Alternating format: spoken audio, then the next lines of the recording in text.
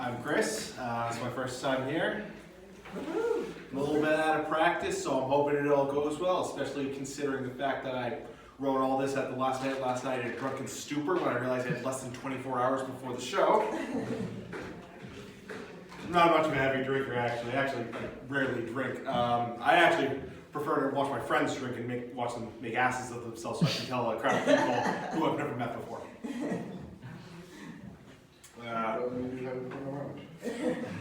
Outside of work. I think one of the best stories I have about this is the story I like to call the Drunk Kirby Air Ride story. For a little bit of background, Kirby Air Ride, it's a video game that came out in the early 2000s. It is notoriously infamous for its just atrocious steering controls. You can't just steer in that game. You have to brake, turn, go. Brake, turn, go. Not a game you can play while you're drunk. We learned this the hard way. I was on a trip with a few of my friends. One night we decided to play it. It was me, my friend Dutch, my friend Gunter, and my friend Fluffy. So we start. My friend Gunter is blasted, just beyond belief. He is just smashed. 30 seconds in the race, he is in last place. He is smashing up against walls and literally crying. Actually crying. Just a quick note, if you ever want to make a grown man cry, just have him play Kirby Air Ride drunk.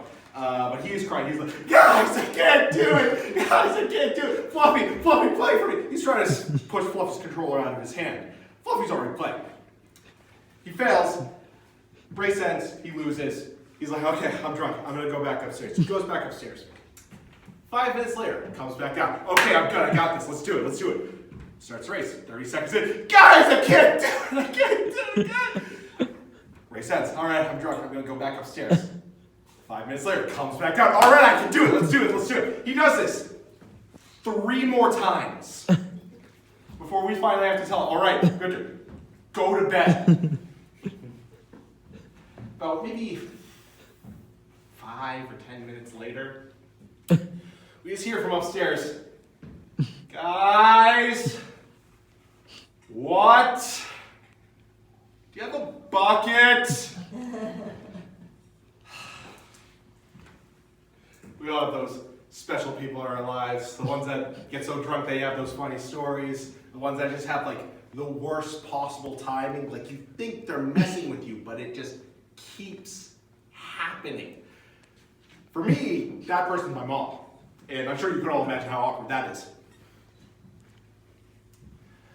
The best example I have of this happened a couple months ago. I used to work for Home Depot. I was in the lumber and building materials department. And as you can imagine, after a day of lifting concrete and like 16-foot boards, the first thing you want to do when you get home is go take a shower, clean up. So I get home, I'm on my bed, blah, blah, blah, goes work, blah, blah, blah. I go upstairs, go into the bathroom, close the door, strip down. I'm about to reach for the shower handle when I hear a knock on the door. Chris, open up, I gotta show you something. Can it wait? It'll be quick, come on. This is not the first time this has happened. It's 7 out of 10 times. Nothing important. I put my boxers on to open up the door in case it's that like 3 out of 10 chance it's something important. Crack the door. I gotta show you this video of your cousin dancing. Can it wait? Yeah, come on, it's funny. Can it wait? So she shows me the video, and while I admit my cousin is an amazing dancer, I don't find it nearly as funny as she does. In fact, I'd say I'm unamused. She gets confused by this, and then she gets annoyed at me! She's like, I can't believe you didn't find that funny. I just want to take a shower! But that's what I wanted to say, but I found a polite way to just kind of summarize that feeling, and just close the door. I love my family, and I can't deal with them. Better than bees, though. I hate bees. I hate bees. All bees. Every kind of bee. Even bumblebees. Especially bumblebees.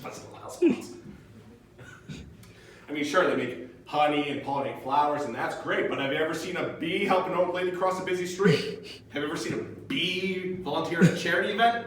Didn't think so. Pure evil.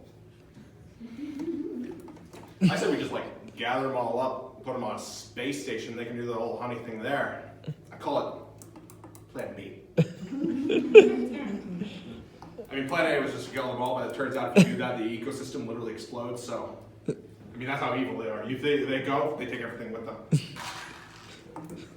Can't even get close to them. A good example of that is one time, this is last summer, still working at the good old Home Depot.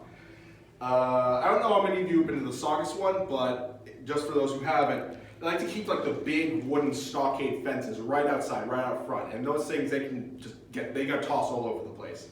So one day, one of my bosses came up to me, and he's like, "Hey, Chris, you go outside, clean up the fences a little."